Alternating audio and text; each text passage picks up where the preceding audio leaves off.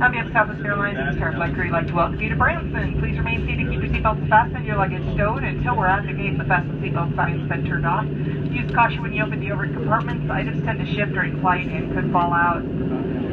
If you're going on with us to Dallas, please remain in your original seat. A flight attendant is going to come from the back all the way to the front to count you through passengers. This is our only way of guaranteeing a seat on the next portion of the flight. We want to thank you all for choosing us here on Southwest. Go out and make it a great day. Drive safe.